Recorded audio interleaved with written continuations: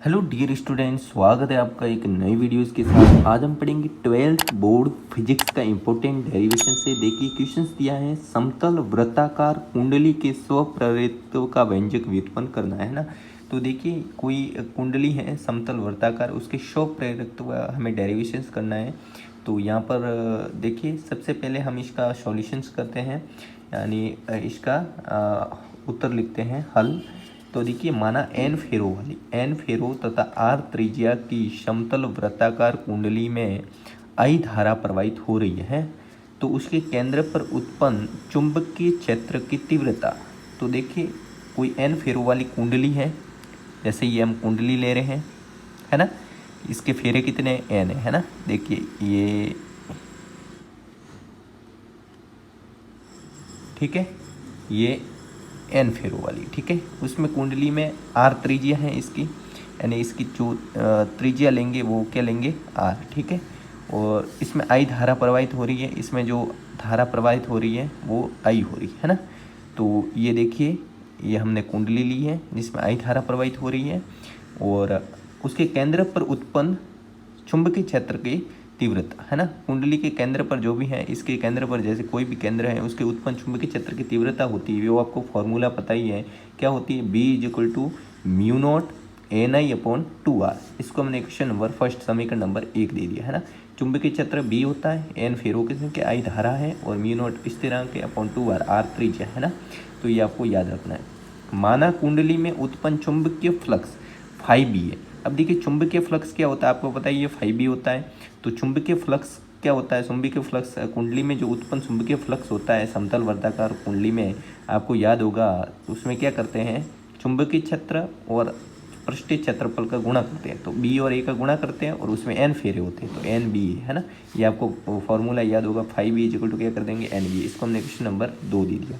ये question number first है, ये क्वेश्चन नंबर 2 है। देखिए यहाँ पर हमने समीकरण 1 का मान अब किस में रखेंगे, 2 में, है ना।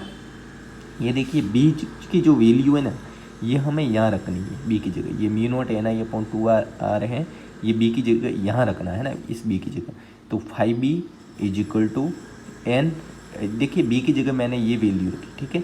तो mu not N I upon 2r लिखा इंटू, अब देखिए ये ए था ही एन था ही, है ना। कोई अब तक कोई डाउट, नो डाउट। इसको क्वेश्चन नंबर 3 दे दी, समीकरण नंबर 3। यदि कुंडली का स्वप्रेरकत्व L हो, कुंडली का जो स्वप्रेरकत्व हमने L लिया है, तो हमें चुंबकीय फ्लक्स देखना है। चुंबकीय फ्लक्स 5b इक्वल टू क्या होता है, स्वप्रेरकत्व इंटू धारा, ये फॉर्मूला होता है, आपको पता ही है। तो 5b इक्वल टू क्या होगा, L I, है ना। इसको हमने क्वेश्चन नंबर 4 दे दिया। यहाँ पर देखिए 5b की वैल्यू ये है, ये पहले b लिया, ये आपको याद होगा, उसमें के बाद में 5b लिया, फिर ये बी की वैल्यू इसमें रखी, जो 5b आया, फिर कुंडली का स्वप्रेरकत्व से हमने 5b निकाला, फिर इन दोनों की आपस में क्या करने के, तुलना कर देंगे। तो समीकरण 3 तथा समीकरण 4 की तुलना करने पर, है ना। तो देखिए 5b की जगह मैं एल आई लिखूँगा इज इक्वल टू, इस 5b की जगह क्या लिखूँगा, एन हम बार ले, देखिए ये एन ये है, तो ये मैंने आगे लिया, फिर mu naught N I upon 2r, और ए है वो लास्ट में लिया, ठीक है। तो देखिए यहाँ आई से आई कट गया, ठीक है, और यहाँ बचा केवल एल, और यहाँ क्या बचा, म्यू नॉट, यहाँ एन है तो एन स्क्वायर हो जाएगा नीचे। ये एन की जगह मैंने भूल से यहाँ ऊपर लाइन आ गई, और एन के ऊपर कोई लाइन नहीं है ना, केवल आई के ऊपर ही लाइन है। तो म्यू नॉट एन स्क्वायर नीचे 2r इंटू ए, इसको हमने क्वेश्चन नंबर 5 दे दिया, समीकरण नंबर 5। चूँकि A is equal to pi r square, जो क्षेत्रफल होता है कुंडली का अनुप्रस्थ काट क्षेत्रफल, यहाँ ए क्या है, ये हमें क्या है, एन तो फेरों की संख्या, आर त्रिज्या है, ए क्या है, कुंडली का अनुप्रस्थ काट क्षेत्रफल, उसका फॉर्मूला क्या होता है, पाई आर स्क्वायर, है ना। तो A is equal to pi r square लेंगे क्योंकि कुंडली है। तो देखिए यहाँ पर L is equal to mu not N square अपन 2r। अब ए की जगह मैं वैल्यू क्या लिखूँगा, पाई आर स्क्वायर, है ना। तो ये यहाँ ए की जगह मैंने पाई आर स्क्वायर लिखा, देखिए आर से आर कट गया, है ना।